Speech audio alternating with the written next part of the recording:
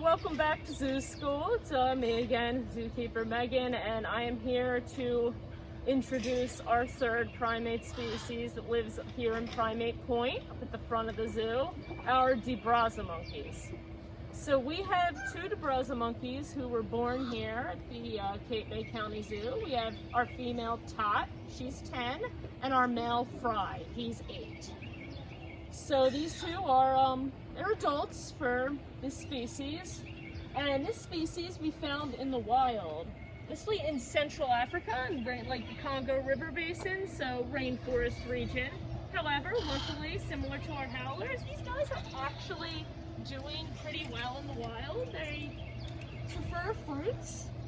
However, they will feed on a variety of species and they're pretty adaptable, so that means they're actually doing pretty well in the wild. Unfortunately, that's not necessarily true for all the primates that share their home, but these guys are luckily doing pretty well overall. So these guys are what are called old world monkeys. I know zookeeper Kim has talked about this, and then I've also introduced the concept a bit when we talked about the howlers in the last zoo school class. And the howlers, remember, are New World monkeys. So these guys are what are called Old World monkeys, which are, Old World monkeys are native to either Africa or Asia. These guys are native to Africa. And as you can see, they're monkeys, not apes, so they have a tail. However, it is not a prehensile tail. No Old World monkeys have a tail that's prehensile or can hold on to things. It's a tail more like you see on Tot here. And then also a way to tell the difference between New World and Old World monkeys is actually their nostrils. Old World monkeys are more closely related to apes and humans than New World monkeys are. Their nostrils are actually a bit more similar to ours, whereas New World monkeys, like our howlers, and like the callitrichids that zookeeper Kim introduced you to, their nostrils tend to be a bit different, more lateral, less vertical.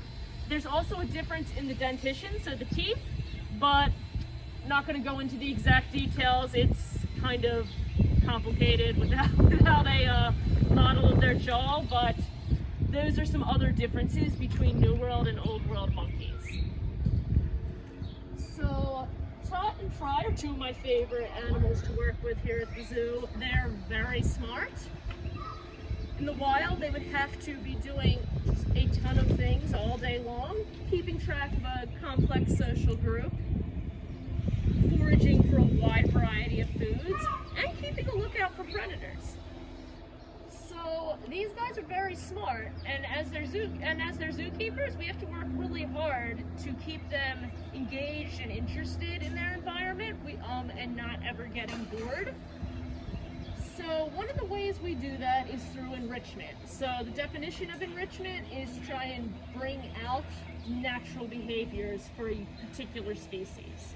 And by natural behaviors, we kind of mean behaviors based on an animal's natural history or how they might behave in the wild.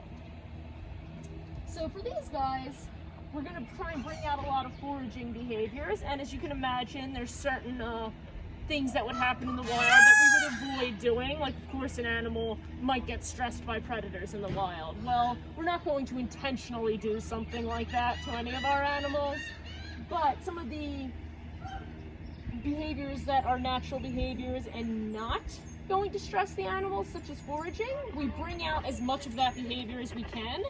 And this is true for all of our species, but it can be a particular challenge for the zookeepers to bring that out in more intelligent species, such as these Brazza monkeys. So one way we do that is we just put their food in different forage toys, or maybe use disposable enrichment like cardboard to kind of wrap their food in. Oh, and this is actually interesting. So we're seeing a little bit of grooming behavior here, which is an important social bonding behavior in many primates. It is a very important behavior in Old World monkeys and apes. So this is actually a fun thing to see, and this is a behavior they would spend a lot of their time doing in the wild. So this is an important and good thing to see. stressed monkeys are not going to sit there and groom. Stressed monkeys are going to be on alert and looking around. So when we see behaviors like that, we know that they're actually comfortable and happy in their environment. So it's a really good thing to see as a zookeeper. But of course, that's not a behavior we can help create for them. So one thing we do is forage their food, give them lots of objects to explore and manipulate, because that's the other sort of thing they'd be doing in their natural habitat. And that will bring us to our next zoo school challenge. So my challenge to you is, if you have any pets at home, doesn't matter what kind of pet, dog, cat, fish, anything, be creative, is to try to find a fun, safe enrichment item for your pet at home. And be creative, because that's what good enrichment is. Good enrichment isn't just throwing a ball in with them and hoping they play with it. It's actually thinking, okay, well, what do Brazza monkeys seem to like? What is a natural behavior for a Brazza monkey? So I want you to think of those questions when you think of something to give your pets. And another important point of all enrichment here at the zoo for all our animals is that it's safe. To think about, okay, if I were this animal, how might I use this item? And is this item safe in the way that particular species and that particular individual might use this item? For example, you don't want to give an animal something you could bite off and maybe swallow or choke on. You want to give them a toy that you think and know will be safe for them. And when you first give an animal a new toy, you want to watch them, observe them with that new item, just to make sure that they're not scared or stressed out, that they're not doing something unsafe that hadn't occurred to you. You want to make sure they're comfortable and safe with their new enrichment item. However, it can be very rewarding to see a new item that these animals do enjoy, and I challenge you to try that at home. Think of a fun way to make your pets at home have a more enriched life, and keep these ideas in mind. Once quarantine is over, you're back to what you might think of as more of a normal schedule. Keep that in mind. It can still be a fun thing to do for your pets. Think of something that brings out more natural behaviors for them and that they will enjoy. Thanks, Megan. All right, guys, so unfortunately we have reached the end of our tour, so we are gonna head out of the zoo. But we wanted to thank you so much for joining us on our zoo school. And if you guys enjoyed zoo school as much as we did, we just ask that you guys make a donation. If you guys were here in person, you might throw in $1 or $2 into our donation bucket as you enter the zoo.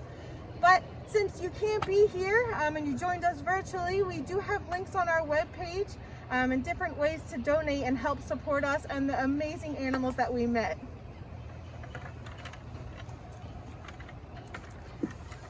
So times are tough, we know that. So if you can't donate now, we encourage you to come visit us this summer.